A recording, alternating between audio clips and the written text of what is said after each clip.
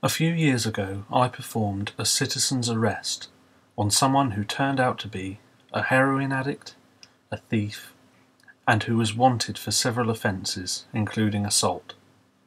On reflection, what I did was stupid.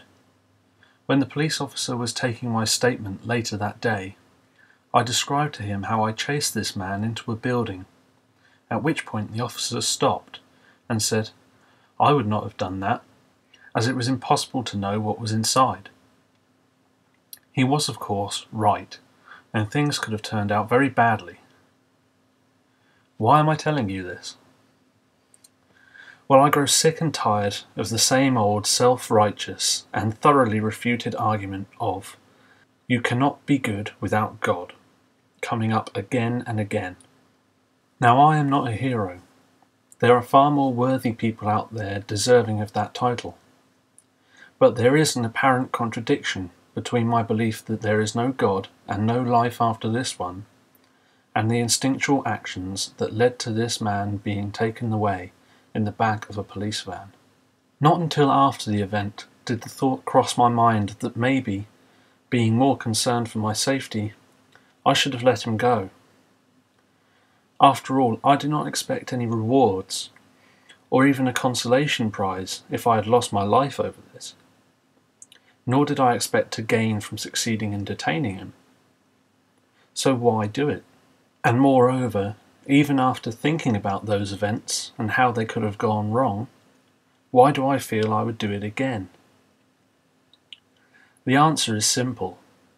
Because if this criminal had wronged me or someone I care about, I would want him caught. The human race as a whole recognizes that it is wrong to steal from and harm others. We are social creatures, and despite our self-imposed divisions, we care about each other. The reason for which is also simple. It is how we survive. Research into the past of our species, and there is at least one point, thousands of years ago, when there were fewer humans in the whole world than there typically are in a single modern village today. In such a small group, and the smaller communities within, our ancestors had to look after each other to survive, and bring about the next generation. This care for one another, passed down to us, and our natural morality, although sometimes all too easily overcome, does reside in all of us. I acted in a manner hardwired into me, to do what I could to protect the community. In the far harder times of our ancestors, this man's selfish actions could have forced a family member of mine to starve. Despite the repercussions not being the same today as then, we maintain the principles of fairness today, mostly. And as I have said, people far better than me have risked and lost a lot more for the principles that protect our society, the key to our success. Many of whom are looked down upon by the self-righteous, bigoted pussballs who judge these people on what they believed rather than their actions.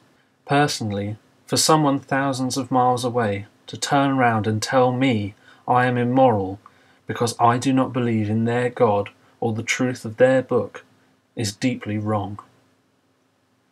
It makes me wonder, if these people profess, in effect, not to have morality except for the invisible Superman that they believe is watching them, would they act any differently to the man I arrested?